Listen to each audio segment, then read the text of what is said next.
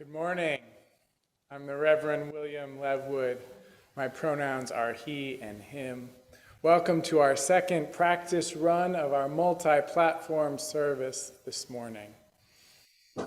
As we begin our service, I remind you to close your other windows or apps and devices if you're at home, and if you're here with us in the sanctuary this morning, please silence your phone if you're in person here with us. And also, if you thought it would be fun to get on Zoom, which it might be fun to get on Zoom even if you're here with us, we ask that you don't do that because we want to make sure we have enough bandwidth to run everything from here. So with that, I invite you to take a deep breath and to center yourself for worship.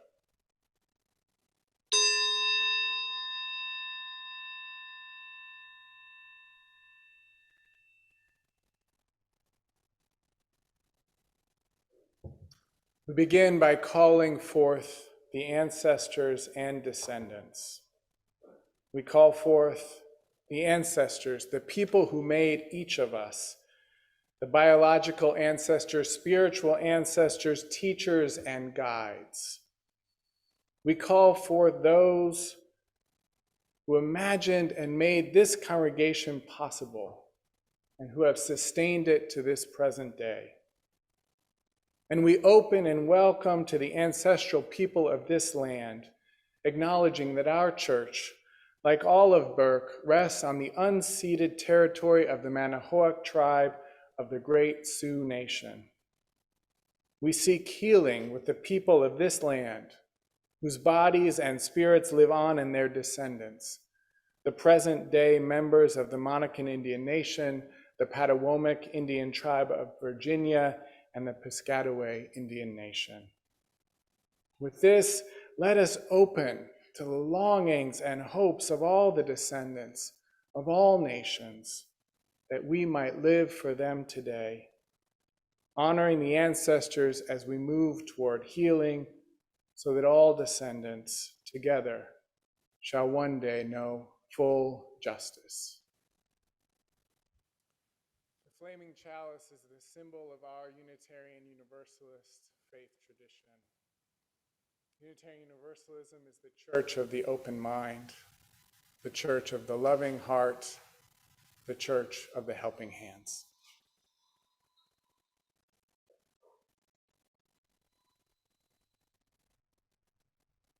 And I too want to welcome you to Accotink Unitarian Universalist live stream service and our second hybrid service with some folks here in our sanctuary and the rest of you Zooming with us at home. I'm Judy Robison. My pronouns are she and her, and I'm happy to be your worship associate today. Accotink UU Church is a welcoming and inclusive community that seeks to create a more just and compassionate world. All are welcome here in this justice-seeking, earth-healing community of faith. You are welcome no matter whom you love, no matter your identity or heritage, no matter your beliefs or background, no matter your means or abilities. You are welcome here in this religious community. If you're new to Accotink and you would like to talk more about this church, please be sure to reach out to me, to our minister, Reverend Levwood, or to one of today's greeters using the chat box. On our website, www.accotinkuu.org, you can check the online order of service in the worship section. While you're on the website, be sure to check our events page for upcoming virtual gatherings and other news. Whether you're a longtime member or a newcomer or something in between, we encourage you to stay for our virtual coffee hour immediately after the service. We're delighted that you decided to join us today. Welcome.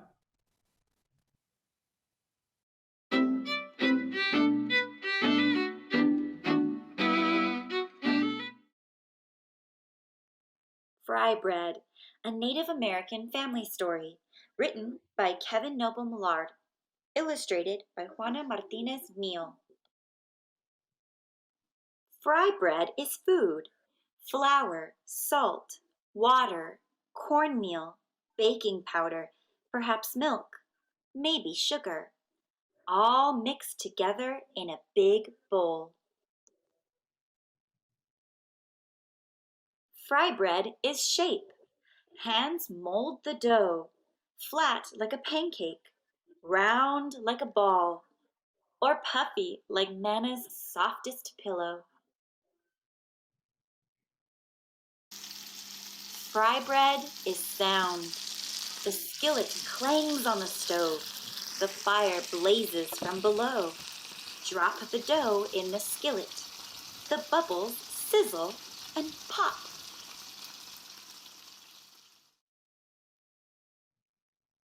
Fry bread is color. Golden brown, tan, or yellow. Deep like coffee, sienna, or earth. Light like snow and cream. Warm like rays of sun.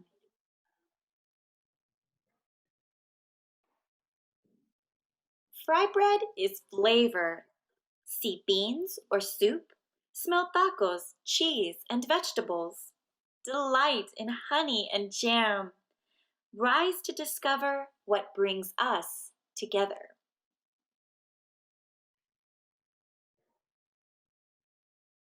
Fry bread is time. On weekdays and holidays, supper or dinner, powwows and festivals. Moments together with family and friends.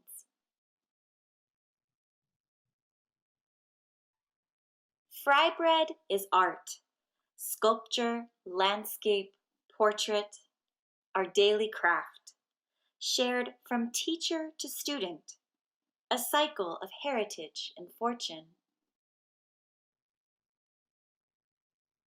Fry bread is history. The long walk, the stolen land.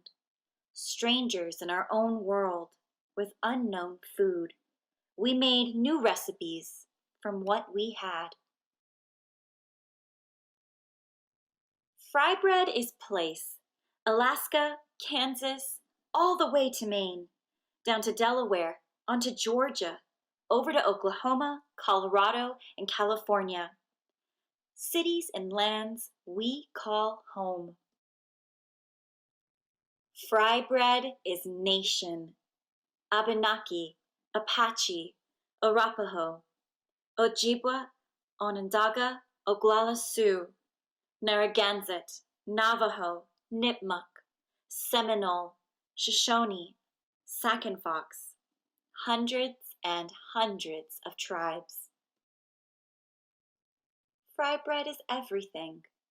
Round, flat, large, small, north, south, east, west. Brown, yellow, black, white. Familiar and foreign, old and new. We come together. Fry bread is us. We are still here, elder and young, friend and neighbor. We strengthen each other to learn, change, and survive.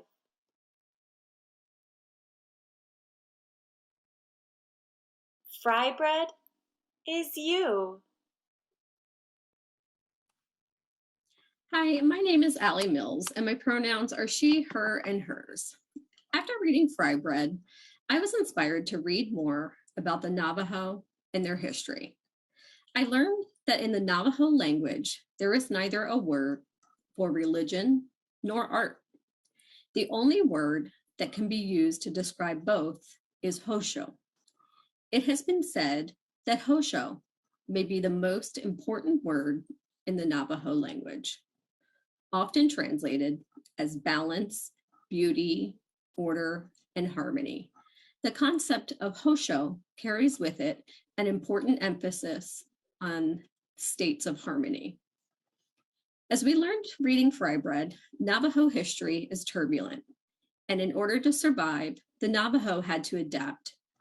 Baskets are a part of this history, changing throughout time and adapting with the people. They contribute to the Hosho, or balance, harmony, and beauty of Navajo life. Initially, they were purely functional pieces. Baskets gradually became integrated in various ceremonies, elevating them to sacred and symbolic levels.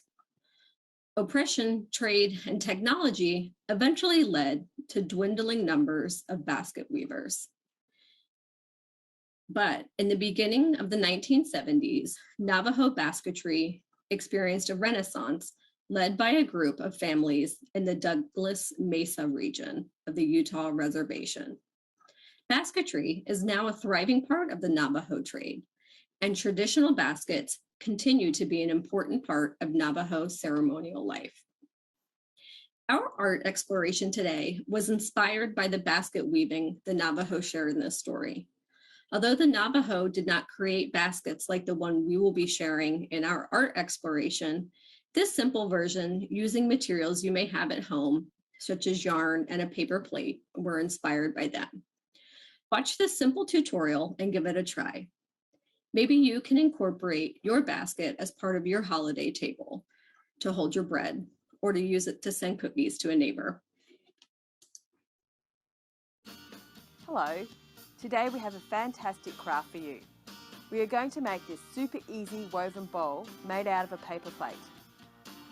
First of all, you will need to make 13 tabs out of the plate. To do this, draw a line from the top of the plate to the center circle. I made these lines about 5 centimeters apart. Just remember the tabs need to be an odd number. Now cut 0.5 of a centimeter either side of the line to make a long V shape.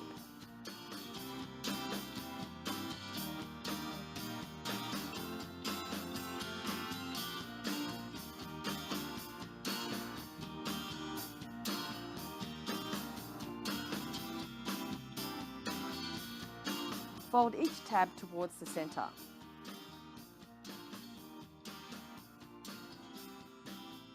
Once you let go of the tabs, they spring open to form a bowl.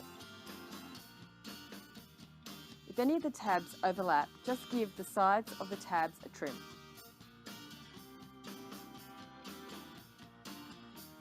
Now it's time to weave, and this step is very easy.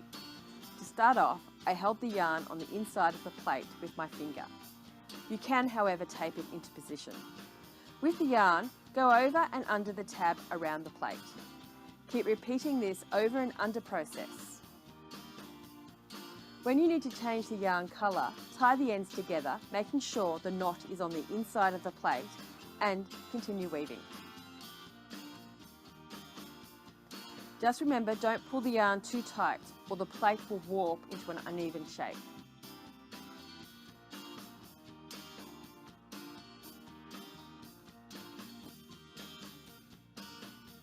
When you reach the top, I slipped the yarn down the inside tab through the weave and I tied it off.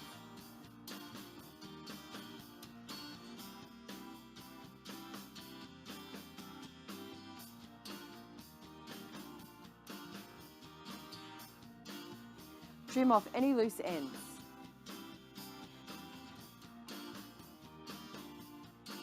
We use the bolt to hold embroidery yarn and bits and pieces. We continue our time of meditation, breathing in and breathing out.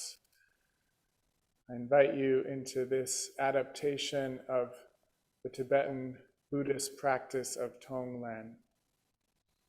When you breathe in suffering, whether it's fear, frustration, sorrow. Breathe in that suffering. Know that it can be transformed within the heart, that there is a spirit of love and wisdom within us that knows how to transform it, and then breathe out its transformed version.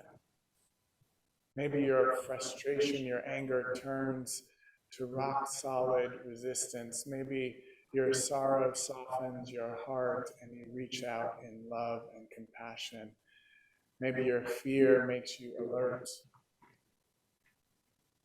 to the dangers and keeps you attentive. Whatever the suffering is, breathe it in. Just like the song Hallelujah, we can transmute suffering into love. So breathe in the suffering.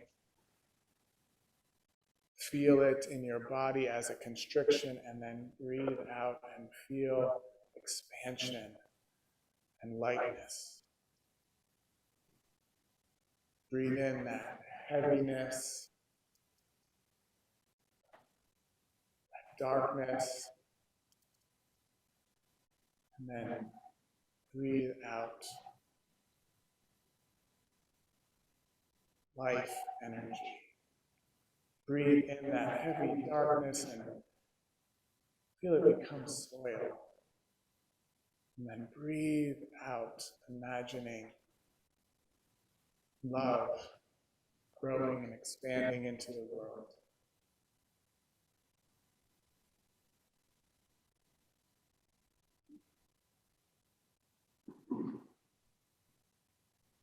Continue breathing in that suffering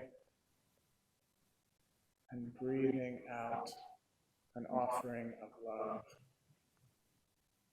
This is a practice, Len, that you can do in meditation like we're doing now, but you can also bring it to mind in everyday moments.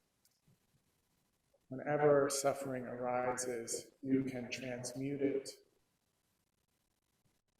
you can transform it, and you can breathe out, connecting to those around you, turning that suffering into love.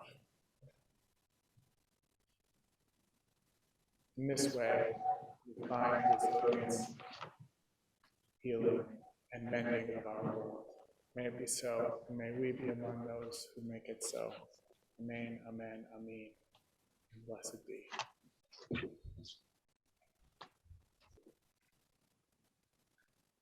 The reading for this morning is titled Mending by Nancy Schaefer. How shall we mend you, sweet soul? What shall we use? And how is it in the first place you've come to be torn? Come sit, come tell me, we will find a way to mend you. I would offer you so much, sweet soul. This banana sliced in rounds of palest yellow atop hot cereal, or these raisins scattered through it, if you'd rather.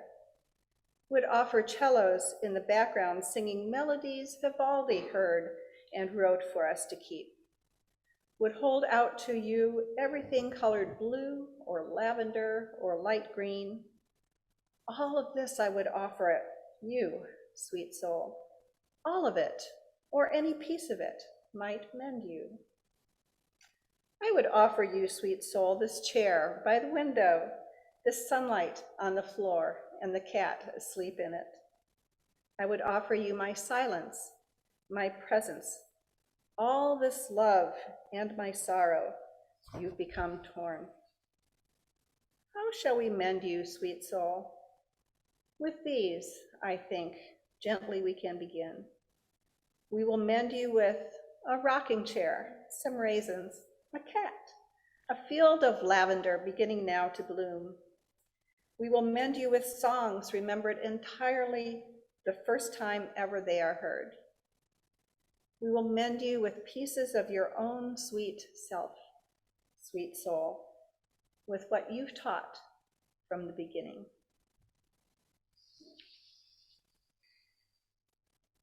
The Americas are often referred to as the New World. And I know we all know this, but I think it bears saying that there was never a new world and an old world. There were two old worlds. The Americas, erroneously called the New World, had approximately 100 million inhabitants before the beginning of European colonization, with between 5 and 15 million in North America. North America was not uninhabited land, nor was South America. It was land inhabited by highly advanced civilizations, with a variety of structures of governance, a variety of social cultures. Collectively, this diversity of peoples The many nations of the Americas were the most agriculturally advanced civilization on Earth. Even today, the majority of the world's staple crops were developed here in the Americas. 70% of what we eat in the world comes from the Americas. Pumpkins and other kinds of squash, beans of multiple varieties, corn and wild rice, tomatoes and potatoes, blueberries and cranberries, chili peppers, sunflowers with their seeds and oil, chocolate and vanilla, peanuts, cashews and pecans, pineapple and papaya, quinoa and avocado. And just as the apples we eat today are sweeter than they would have been had they not been cultivated to be so sweet by humans, none of these foods just happen to be so perfectly suited for us. These are foods that were cultivated, domesticated over hundreds of generations. And there was actually a pristine wilderness here when the European colonists arrived.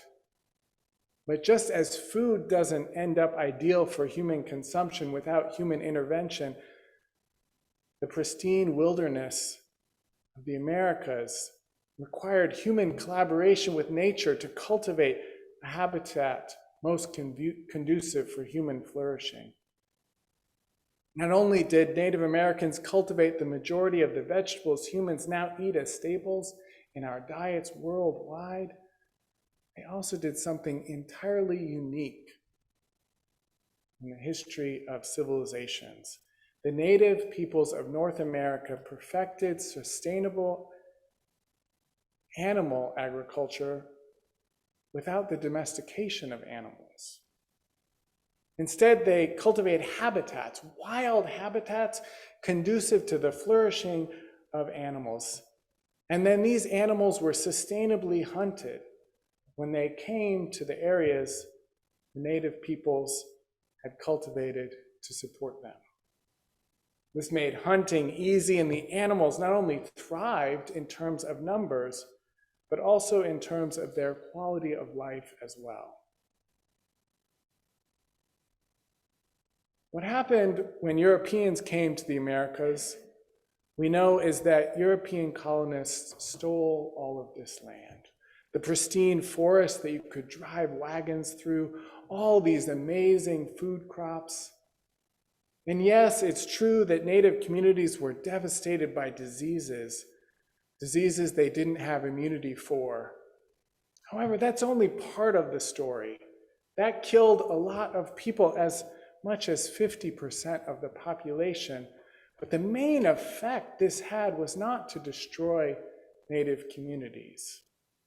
These epidemics of disease didn't destroy native communities. What it did was disrupt them, making them more vulnerable to conquest. And conquest was the underlying ideology and deliberate policy of European colonialists. This ideology of conquest was developed during the Crusades, used first against Jews and Muslims in Europe and the Middle East, as Europeans took it upon themselves to conquer and Christianize the world. So that by the time the Europeans came to this continent, this crusading ideology and its methods had been perfected for hundreds of years. And while the Crusades were carried out by the Catholic Church, don't be fooled, the same ideology was integral to the Protestant Crusades carried out on this continent.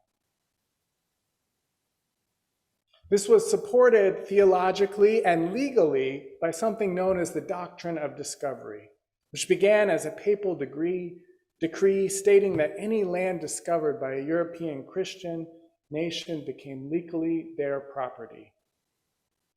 This has long been the policy in the United States, first stated in 1791 by then Secretary of State Thomas Jefferson. to be binding international law. Even today, U.S. military actions throughout the world are justified by the legal precedent rooted in this doctrine of discovery.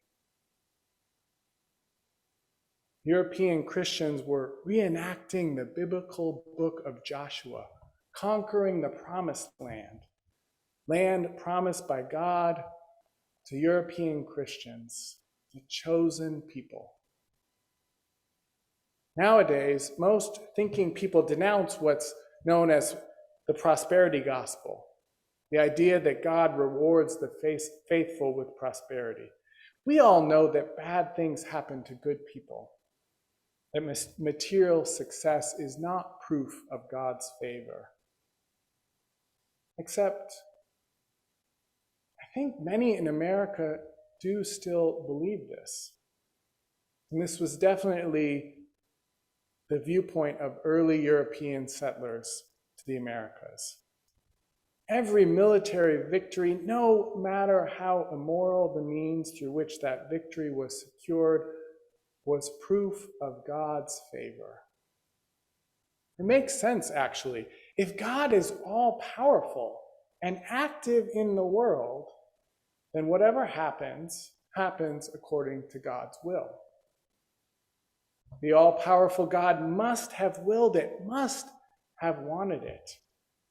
If God isn't stopping it, God must be sanctioning it. Unitarian Universalist theologian William R. Jones laid this out in his book, Is God a White Racist? The answer, if you believe God to be all-powerful, Jones argued, can only be yes. For William R. Jones, this was proof of atheism, or at the very least, if there is a God, a just and loving biblical God, that God doesn't intervene in the affairs of the world.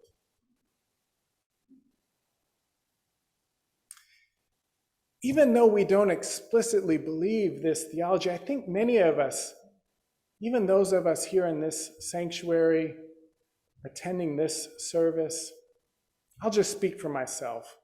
I know I fall for this logic sometimes. On some level, something in me believes that poor people, unsuccessful people, struggling people are poor, unsuccessful, struggling because something is wrong with them. They've done something wrong. Or in other words, they haven't been favored by God. It isn't because of systemic injustice, it's their own fault. And I don't have to believe in God at all to fall for this logic. I just have to believe on some level in my own supremacy, that I'm successful because I'm living right, and they aren't successful because they aren't living right. Consciously, of course, I don't subscribe to this, but for me to go along with so much injustice and make choices that through complicity support and maintain this injustice, I must be buying it on some level.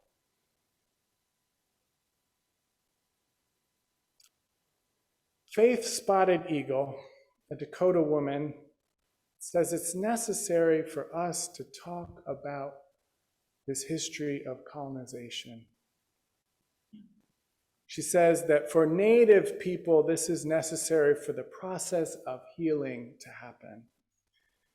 And for non-Native people, she continues, it's necessary to engage with this history, not to feel guilt, not to feel shame, but to be free from denial.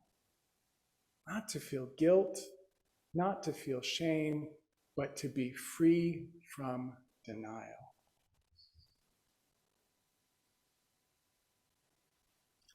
I can't help but think that it could have been so different, this meeting of two old worlds, that it could have been a mutually beneficial meeting of cultures.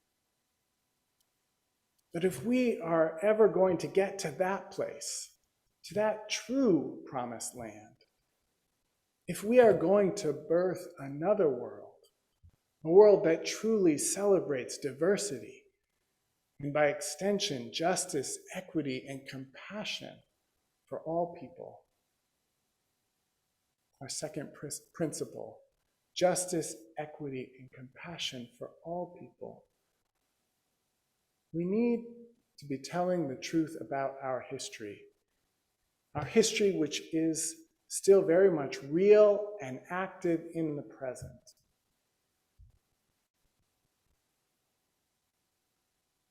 When climate activists like Greta Thunberg, who is in alignment with indigenous climate activists, say that we need to stop with the fairy tales of endless economic growth, we need to acknowledge that those fairy tales were only able to come into being because the economic growth of America is rooted in stolen land and stolen labor. And the only way to continue that endless economic growth, that greedy consumption, which, by the way, isn't even making us happy. People in the developed world are among the world's most unhappy people. The only way to continue this economic growth is to continue to exploit and oppress some people for the economic benefit of others. The mending of this wound, as Faith Spotted Eagle tells us, begins with acknowledging this horrific history.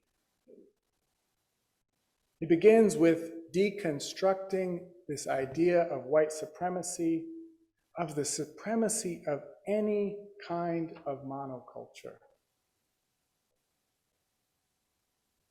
It isn't that white culture is all bad. It's just that it isn't all good. What is all good is diversity. Unitarian Universalist minister, the Reverend Nancy Schaefer of blessed memory, says the mending is like hot cereal, topped with banana slices, with raisins mixed throughout. It could also be like fry bread. I used to eat eggs for breakfast every morning, but then a couple of years ago, I started having yogurt and berries for breakfast.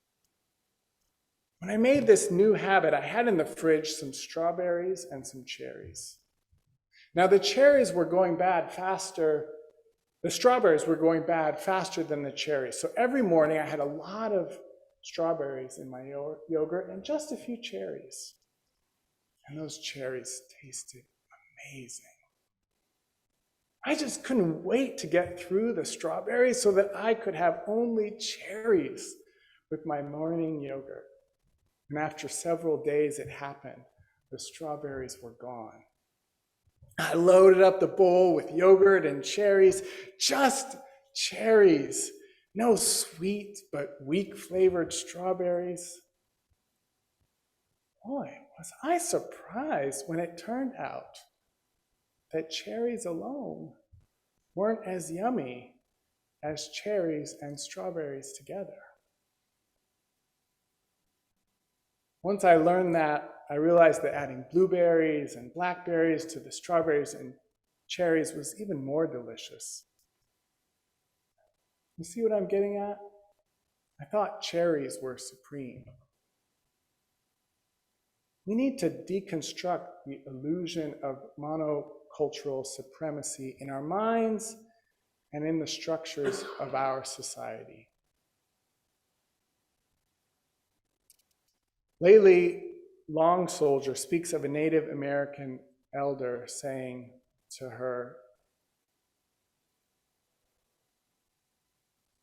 us, if you really want things to change, all you need to do is begin by honoring your treaties. He suggests that we begin by liberating ourselves from denial,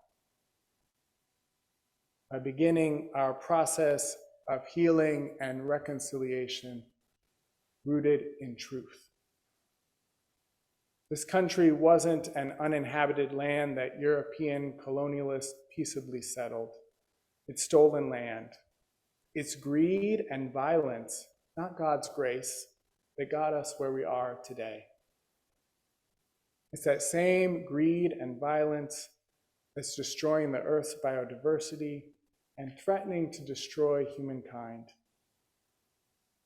Either we change our ways, embrace and celebrate diversity, reciprocity, justice, and care, begin to live that Navajo principle of balance, harmony, and beauty, or there aren't going to be cherries for that breakfast yogurt, much less strawberries and blackberries and blueberries. Another world is coming, my friends. The only question is, what kind of world will it be? The answer, as I'm sure William R. Jones would agree, is up to us. Let's make it the world our story of Thanksgiving claimed to be. Let's make it a true meeting of cultures that humbly lifts up and celebrates the gifts each culture brings to the communal table. That meeting of worlds that makes another world possible begins with us telling the truth about our history, which allows us to tell the truth about our present, so that we can nurture into being another world, just as the indigenous peoples of the Americas nurtured native plants of this land, cultivating them with wisdom, care, and humility to give us the cornucopia of abundance we all benefit from today. What if Thanksgiving were a humble observance of this truth? Perhaps then we could move out of our denial into another world, a world where we commit to making reparations to right the wrongs of the past and reparations to right the wrongs of the present. As the poorer nations demanded at the recent COP26 climate summit, calling for reparations from the richest countries to account for the lion's share of climate change causing emissions, while suffering the least of the effects. Another world is possible. It's up to us to make that world a reality. May it be so, and may we be among those who make it so. Amen, amen, amen, and blessed be. Though we will extinguish our chalice flame, we carry within us what we've kindled, the light of inspiration, warmth of compassion, the fire of commitment. May we bring these gifts into our lives and share them radiantly out into the world. I invite you to join me now in our community blessing with these words of David Bumbaugh. This church is dedicated to the proposition that behind all our differences and beneath all our diversity, there is a unity that makes us one and binds us forever together in spite of time, death, and the space between the stars. We pause now in silent witness to that unity.